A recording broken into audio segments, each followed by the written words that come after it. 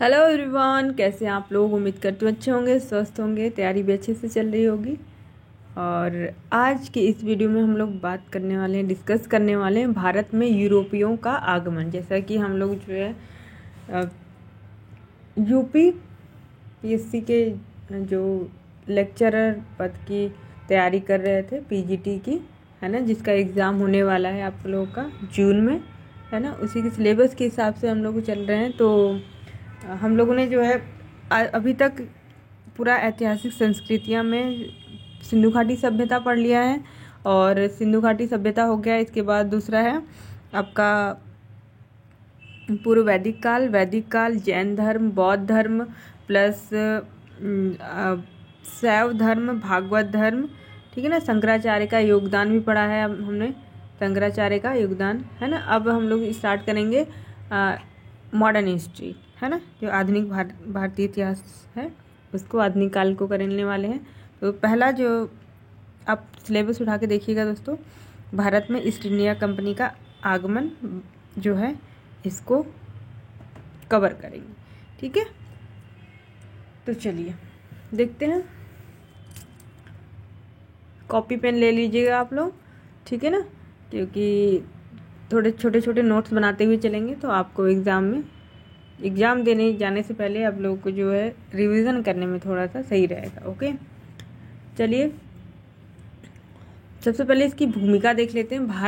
भारत में जो है यूरोपियों का आगमन जो है कैसे हुआ था, और इसके राजनीतिक प्रभाव क्या थे, आर्थिक प्रभाव क्या थे ब्रिटिश शासन के, इसको देखेंगे आज लोग, ठीक है। 1707 में जो है मुगल बादशाह औरंगजेब की मृत्यु के बाद मुगल साम्राज्य जो है इसका पतन होने लग गया था। इसका पतन का लाभ उठाकर राज्यों ने स्वयं को स्वतंत्र घोषित तो कर लिया है, किंतु भारत में ऐसा कोई शक्तिशाली जो है राज्य नहीं बना था जो कि पूरे भारत को एक सूत्र में बांध कर रखे। क्योंकि जो मुगल थे, मुगलों ने ये कोशिश की थी कि पूरे भारत को एक साथ मिला कर रखें, है ना। और जैसा कि मौर्य काल में हमने देखा था, है ना, एक सूत्र में पूरे भारत को रखा था। तो यहाँ पर क्या होता है कि जैसे जैसे मुगलों का पतन होता है, वैसे वैसे नए नए राज्यों का जो है गठन हो जाता है। वो अलग अलग जो है क्या कर लेते हैं, अलग अलग राज्य बनाकर अपना जो है अधिकार स्थापित कर लेते हैं, ठीक है ना। और इस कारण भारत में प्रारंभिक जो व्यापारिक एकाधिकार था प्राप्त करने के उद्देश्य से यूरोपीय जो कंपनियां थी उनके बीच क्षेत्रीय जो राज्यों के सहयोग से एक चतुर्भुजी संघर्ष प्रारंभ हो जाता है, और इस संघर्ष में अंग्रेज जो है विजयी हो जाते हैं। इसके बाद जो है ब्रिटिश ईस्ट इंडिया कंपनी ने भारतीय राज्यों को जीतकर और इसमें अपने एक उपनिवेश की स्थापना कर देते हैं। उपनिवेश क्या होता है दोस्तों, कि जैसे कि अंग्रेज थे ना, और कोई राज्य जो है, कोई विदेशी राज्य किसी दूसरे राज्य, छोटे राज्य या दूसरे राज्य पे, कमजोर राज्य पे कब्जा कर ले और अपना शासन चलाए, उसको ही उपनिवेश कहा जाएगा, है ना। तो यूरोपीय कंपनियों का आगमन कैसे होता है। भारत में यूरोपीय कंपनियों का आगमन एक आकस्मिक घटना नहीं थी। यूरोप के साथ भारत के व्यापारिक जो संबंध थे बहुत पुराने थे, यूनानियों के समय से चले आ रहे थे।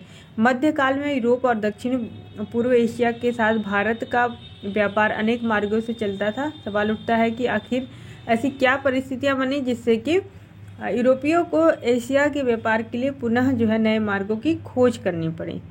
तो कुछ कारण थे ऐसे कि जिससे कि नए मार्गों की खोज करनी पड़ी थी। 1453 में उस्मानिया सल्तनत ने एशिया माइनर को जीत लिया था। कुस्तुनतुनिया पर अधिकार कर लिया था, किसने, उस्मानिया सल्तनत ने। और पूर्व और पश्चिम के बीच पुराने व्यापारिक मार्ग पर जो है तुर्कों के नियंत्रण में आ गए थे। इस तरह से पूर्वी देश जो थे यूरोप के बीच पारंपरिक व्यापार पर अंकुश लग गया था।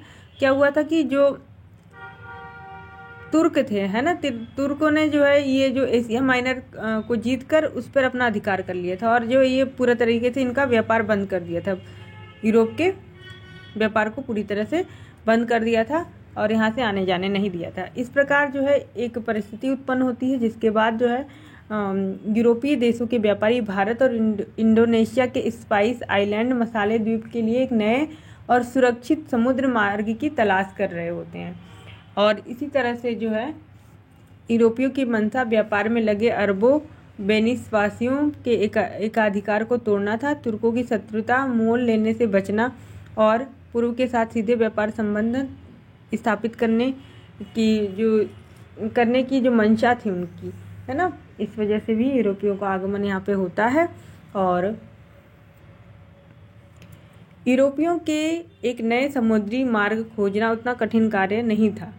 इनके लिए जो है यूरोपियों के लिए, जो यूरोप के लोग थे उनके लिए कठिन कार्य नहीं था, क्योंकि 15वीं-16वीं शताब्दी तक यूरोप में पुनर्जागरण हो चुका था और बहुत सारी नई नई खोजें हो गई थी, जिससे कि भौगोलिक जो खोजें हुई थी और केंद्रीय सत्ता द्वारा प्रोत्साहन भी दिया जा रहा था।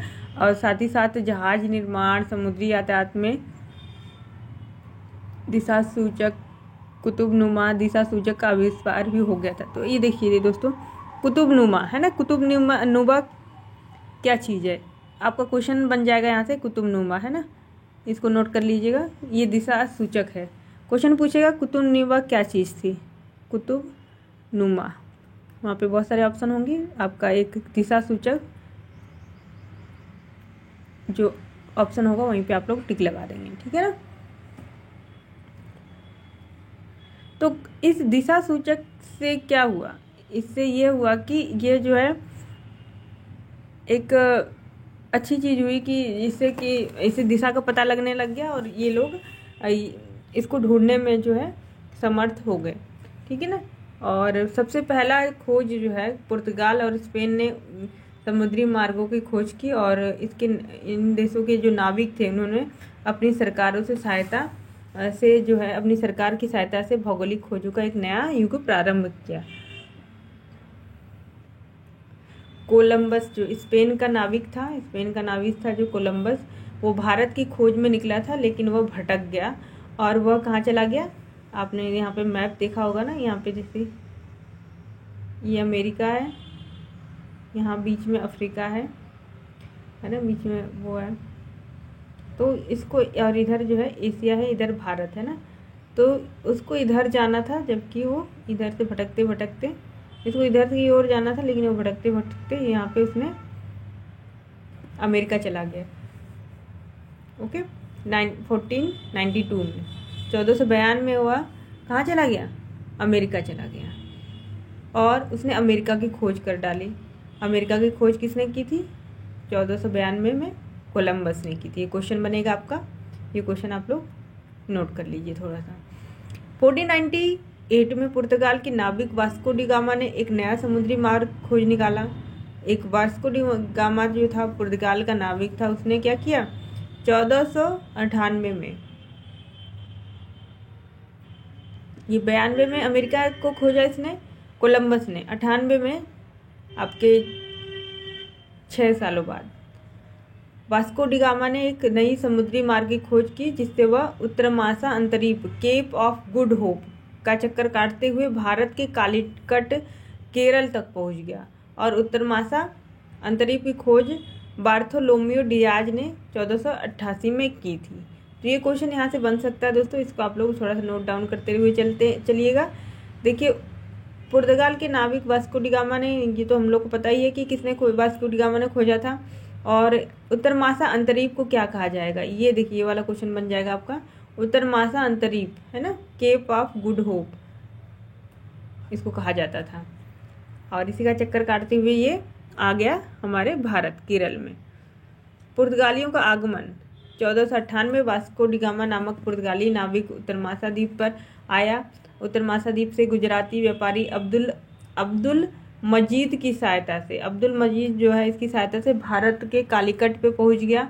और जहां कालीकट के हिंदू शासक जमोरिन ने उसका स्वागत भी किया। और वास्को डी गामा ने कालीकट के राजा से व्यापार का अधिकार प्राप्त कर लिया, जिसका अरबी व्यापारियों ने विरोध किया था। और विरोध का कारण आर्थिक हित था, यानी कि विरोध क्यों कर रहे थे, क्योंकि ताकि जो ये यूरोप के लोग हैं ना, इनको व्यापार न करने दिया जाए। इस वजह से इन्होंने जो है विरोध किया अरब के व्यापारियों ने। वास्को डी गामा जिस मसालों को लेकर वापस अपने देश लौटा था, पूरी यात्रा की कीमत को हटाकर उसको 60 गुना दामों पर बिका, यानी कि 60% का पूरा लाभ हुआ। अगर उसने अपना सारा खर्च निकाल दिया, इसके बावजूद भी 60% का जो है लाभ होता है। और इससे जो है इस लाभकारी घटना ने पुर्तगाली व्यापारियों को भारत आने के लिए जो है मजबूर कर दिया, या कह सकते हैं आकर्षित कर दिया, लालच दे दिया उन्होंने, ठीक है ना। इसी वजह से जो है पुर्तगाली भारत आए और उसके देखा देखी जो है पुर्तगाल, इसके बाद यूरोप के बाद जो है ये सारे चीज जो इंग्लैंड, ये सारे भारत में आए। और इतना सारा जो हम लोग भारत का स्वतंत्रता संग्राम देखते हैं, इन्हीं के कारण हुआ। अगर पुर्तगाली अगर भारत नहीं आता तो ना ही इन लोगों को भारत के बारे में पता चलता, यूरोपियों को, ना ही ऐसे कांड होते, है ना।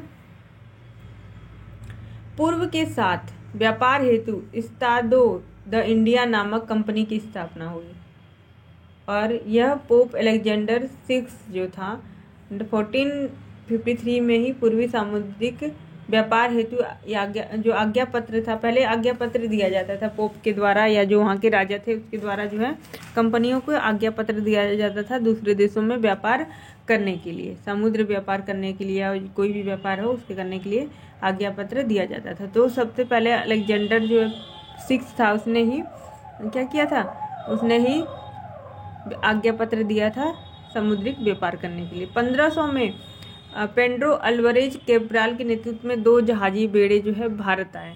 तो किसके नेतृत्व में आए, पेड्रो अल्वारेज कैब्राल के नेतृत्व में 1500 ईसा पूर्व में, सॉरी ईस्वी में, okay, AD. Vasco da Gama 1502 में दूसरी बार भारत आया। क्वेश्चन ये पूछता है कि वास्को डी गामा कितनी बार भारत आया, है ना, तो ये दूसरी बार आता है। इसके बाद पुर्तगाली भारत में निरंतर आगमन आते रहे, यानी कि वो हमेशा ही आते रहे। और पुर्तगालियों की पहली फैक्ट्री कालीकट में स्थापित हुई। कहाँ हुई थी दोस्तों, कालीकट में। ये पुर्तगालियों की पहली फैक्ट्री, याद रखेंगे आप लोग, जिसे जिमोरिन द्वारा बाद में बंद करवा दिया गया था। तो सबसे पहले पुर्तगालियों की फैक्ट्री जो है कालीकट में ही स्थापित हुई थी, इसको याद रखेंगे। और 1503 में 1502 में दोबारा जो है भारत आया कौन, वास्को डी गामा। तो 2 बार ये भारत आया था, ठीक है।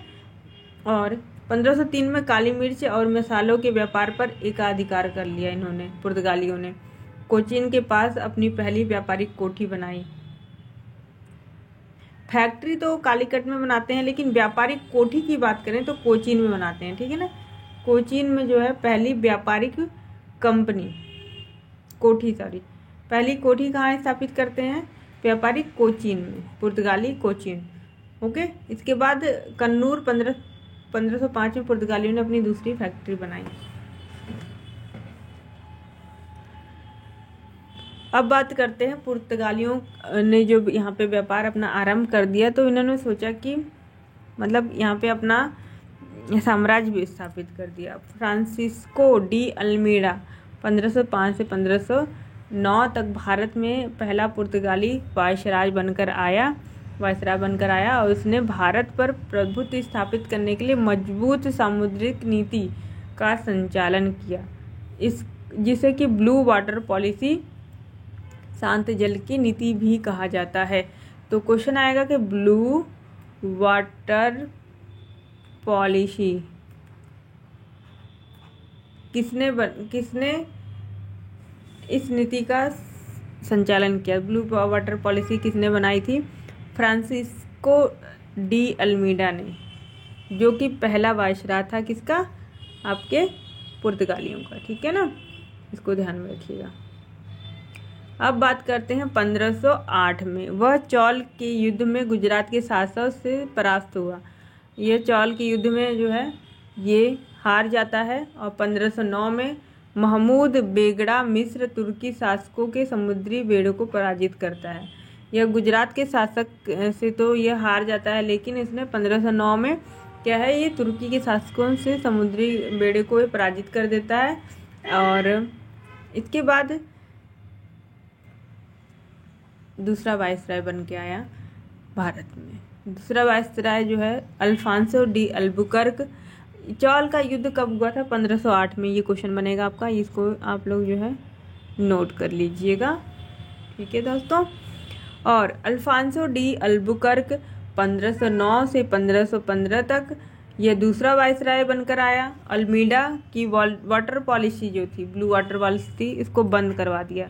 इसका श्रेय देखिए, ब्लू वाटर पॉलिसी को बंद कराने का श्रेय जो है अल्फांसो डी अल्बुकर्क को जाता है। 1510 में बीजापुर के शासक और यूसुफ आदिल शाह से गोवा को छीन लिया। तो गोवा को छीनने वाला शासक कौन था? Alfonso de Albuquerque. ये आपका क्वेश्चन बनेगा। 1510 में इसने गोवा पर अधिकार कर लिया, ओके, और पुर्तगाली साम्राज्य की नींव रखी। अल्बुकर्क को भारत में पुर्तगाली साम्राज्य का वास्तविक संस्थापक भी माना जाता है। वास्तविक संस्थापक इसको माना जाता है, अल्फांसो डी अल्बुकर्क को। विजयनगर शासक कृष्णदेवराय ने पुर्तगालियों को भटकल में दुर्ग बनाने की इजाज़त दी। ये क्वेश्चन आपका देखिए यूपीएससी में, अभी यूपीएससी में पूछा गया था। भटकल जो है दुर्ग, भटकल दुर्ग के बारे में पूछा था। विजयनगर के शासक जो थे कृष्णदेवराय ने भटकल में जो है इसको दुर्ग बनाने की इजाज़त दे देते हैं। अल्बुकर्क ने पुर्तगालियों को भारतीय स्त्रियों से विवाह करने के लिए प्रोत्साहित किया। इसने दो काम किए, एक तो गोवा पे विजय प्राप्त की, इसके बाद भटकल में जो है दुर्ग बनाने की इजाज़त भी प्राप्त कर ली, और पुर्तगालियों को भारतीय स्त्रियों से विवाह के लिए भी प्रोत्साहित किया। तो 3 काम इसने किया, ठीक है ना, ये याद रखेंगे आप लोग। ब्लू वाटर पॉलिसी को बंद करवा दिए, चौथा काम ये था। इसके बाद जो है पुर्तगालियों का सबसे महत्वपूर्ण वायसराय नीनो डी कुन्हा 1529 से 1538 में आता है, और 1530 में जो है कोचीन की जगह गोवा को पुर्तगालियों की राजधानी बना देता है। गोवा को जो है यह राजधानी बना देता है। सेंट टोमे तथा हुगली में पुर्तगाली बस्तियां बसाई गई। सेंट टोमे और हुगली में जो है पुर्तगाली बस्तियां जो है बसाई जाती हैं। तो जो नीनो डी कुन्हा था, इसका काम क्या था? इसने गोवा को राजधानी बनाया। ये रहा, पहले कोचीन में थी इसकी राजधानी, किसकी? पुर्तगालियों की राजधानी कोचीन को बनाई गई थी, लेकिन जो है नीनो डी कुन्हा आता है और गोवा को जो है इसकी राजधानी बना देता है, अपनी राजधानी बना देता है। और ये हुगली में भी बस्ती बसा देता है, सेंट टोमे में भी। और नीनो डी कुन्हा ने जो गुजरात का शासक था बहादुर शाह, है ना, उसे मुलाकात के दौरान जो है जहाज पर उसकी हत्या कर बसीन 1534 और दीव 1535 में अधिकार कर लेता है। देखिए, बहादुर शाह को भी इसने हरा दिया, ठीक है। और 1534 में जो बसीन नामक स्थान था और दीव नामक स्थान, इस पे जो है अपना अधिकार कर लिया। इसके बाद धीरे धीरे हिंद महासागर में होने वाले व्यापार पर पुर्तगालियों का एकाधिकार हो जाता है और कोर्टेज पद्धति लागू हो जाती है, जो एक प्रकार का लाइसेंसी कोर्टेज पद्धति थी, एक प्रकार का लाइसेंस था। और यदि कोई देश या व्यक्ति अपने जहाज को किसी एशियाई देश में भेजना चाहता है ना, तो उसे कॉटेज लेना आवश्यक था। तो कॉटेज की व्यवस्था भी धीरे धीरे यहाँ पे जो है लागू हो जाती है हिंद महासागर में पुर्तगालियों के द्वारा, ठीक है ना। क्वेश्चन आएगा आपका, कॉटेज व्यवस्था क्या थी? कॉटेज व्यवस्था क्या थी दोस्तों? कि एक लाइसेंस था जो कि समुद्री व्यापार के लिए अति आवश्यक था, जो पुर्तगालियों ने यह व्यवस्था शुरू की थी, ओके। अकबर ने भी, देखिए अकबर की बात आ जाती है यहाँ पे, अकबर ने भी समुद्री व्यापार हेतु कॉटेज स्वीकार कर लिया था। तो सबसे पहला जो शासक था कॉटेज स्वीकार करने वाला अकबर था उस टाइम का, है ना। और पुर्तगालियों ने जो फारस की खाड़ी है, हॉर्मुज और हिंद महासागर में अपनी चौकियां भी स्थापित कर ली और व्यापार जो है जापान के साथ जो है स्थापित कर लिया, ठीक है ना। क्वेश्चन आएगा आपका, जापान के साथ सर्वप्रथम व्यापार किसने स्थापित किया था? पुर्तगालियों ने किया था। इसके बाद आप बात करते हैं, भारत में जो आगमन होता है तंबाकू का, आलू टमाटर की खेती, जहाज का निर्माण, प्रिंटिंग प्रेस की शुरुआत, पुर्तगालियों द्वारा जो है बहुत सारी चीज़ें की गई। देखिए, तंबाकू का उत्पादन, आलू टमाटर और जहाज निर्माण, प्रिंटिंग प्रेस की शुरुआत पुर्तगालियों द्वारा होती है। स्थापत्य कला में गोथिक कला का विकास हुआ। कौन सी कला का? गोथिक कला जो था इसका विकास होता है पुर्तगालियों के द्वारा। और पुर्तगालियों का बाद में जो है साम्राज्य पतन हो जाता है। किन कारणों से? धार्मिक असहिष्णुता, भारतीय व्यापारियों संग लूटपाट, भारतीय महिलाओं संग वैवाहिक नीति आदि, मराठों और मुगलों द्वारा विरोध किया जाना, इनके द्वारा जो है इसका पतन भी हो जाता है। 1632 में शाहजहां ने पुर्तगालियों को हुगली से भी भगा देता है। शाहजहां जो है 1632 में पुर्तगालियों को हुगली से जो है बाहर निकाल देता है। 1661 की बात करें तो पुर्तगालियों की राजकुमारी कैथरीन का विवाह है वो ब्रिटिश राजकुमार चार्ल्स द्वितीय से हो गया, जिससे कि क्या हुआ कि बम्बई जो क्षेत्र था वो ब्रिटिशों को दहेज के तौर पे प्राप्त हो गया। अब बात होती है, देखिए, राजकुमारी कैथरीन जो थी पुर्तगाली, इनका विवाह हो गया ब्रिटिश राजकुमार चार्ल्स द्वितीय से। अब दहेज में क्या हुआ, भारत में जो मुंबई थी, बम्बई इस टाइम कहा जाता था जिसको, वो दहेज में किसको दे दिया गया, यहाँ पे ब्रिटिशियर्स को दे दिया गया। बम्बई को 10 पाउंड वार्षिक किराए पर ब्रिटिश कंपनी को दे दिया गया और स्पेन ने पुर्तगाल के शामिल हो जाने पर स्पेन सरकार का कंपनियों पर नियंत्रण बढ़ गया, जिससे कि पुर्तगालियों की उपनिवेश संबंधी गतिविधियाँ थी वह पश्चिम की तरह चली गई। ठीक है, अब बात करते हैं डचों का आगमन। डचों का आगमन कैसे होता है? पहले पुर्तगाली आए थे, पुर्तगाली है ना, इसके बाद डच आए थे, डच के बाद अंग्रेज, फ्रेंच, फिर डेनिश। ठीक है, पुर्तगालियों के पश्चात डचों का आगमन होता है। हॉलैंड, नीदरलैंड के निवासी थे ये लोग। 1596 में जो Cornelis de Houtman Cape of Good Hope होते हुए सुमात्रा माउंटेन पहुंचने वाला प्रथम डच नागरिक था, कॉर्नेलिस डी हाउटमैन। सबसे पहला जो है ये नागरिक था डचों का जो कि भारत पहुंचा था। ठीक है ना, इसको ध्यान में रखिएगा आप लोग। 1602 में Dutch company Vereenigde Oost Indies company VOC की स्थापना होती है 1602 में, जिसे डच संसद ने एक चार्टर जारी करके युद्ध करने, संधि करने, इलाके जीतने और किले बनाने का अधिकार दे दिया था। और United East India Company of Netherland के नाम से एक विशाल जो कंपनी की स्थापना होती है। डच जो है शुरू से इंडोनेशिया तक ही सीमित थे, बट मसालों के व्यापार में यह संलग्न थे, मसालों के व्यापार से जुड़े हुए थे और भारत के साथ इनका संपर्क हुआ तब इन्होंने व्यापार में सूती वस्त्र का भी व्यापार शामिल कर लिया था। इन्होंने अत्यधिक, जिससे कि इनको क्या है, अत्यधिक लाभ प्राप्त होता था। पहले तो ये लोग मसालों के व्यापारी करते थे, लेकिन धीरे धीरे क्या हुआ कि व्यापार में सूती वस्त्र को भी शामिल कर लिया। 1605 में पूर्वी तट पर मुसलीपट्टनम था, यहाँ पे इन्होंने पहली व्यापारिक कंपनी जो है फैक्ट्री स्थापित की। डचों की फैक्ट्री कहाँ थी? मुसलीपट्टनम। और सिक्के भी ढालते थे यहाँ पे अपने वे। आगे चलकर नेगापट्टनम में इनका मुख्यालय बना दिया गया और 1619 में जकार्ता को जीतकर बैटेविया नामक नगर की स्थापना करते हैं। 1641 में मलक्का और 1658 में जो है पुर्तगालियों ने जो है श्रीलंका को जीतकर अपने कब्जे में कर लिया। तो इन्होंने श्रीलंका को भी जीत लिया डचों ने।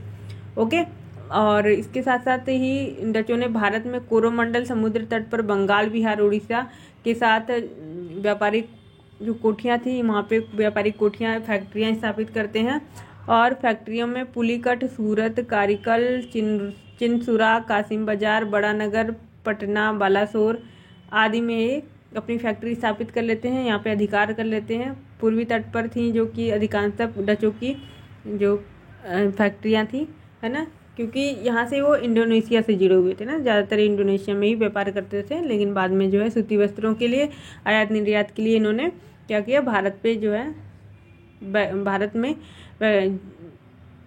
व्यापारिक कोठियाँ स्थापित की। भारत से नील, सोरा, सूती वस्त्र का निर्यात किया जाता था। ठीक है ना, यहाँ से ये ले जाते थे, व्यापार करते थे।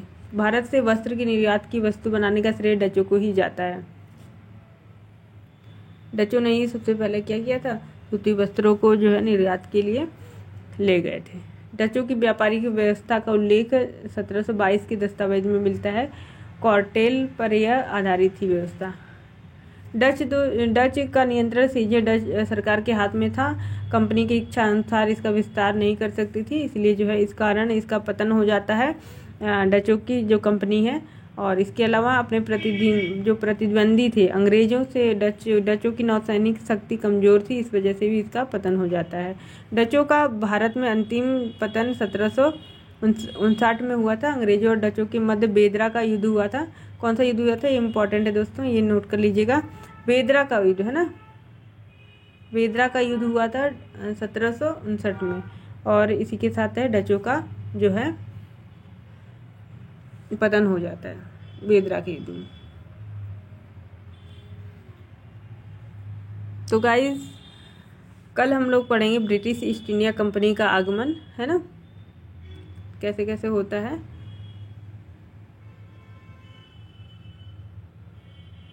ओके, आज के लिए इतना ही, मिलते हैं नेक्स्ट वीडियो में, तब तक के लिए गुड बाय दोस्तों।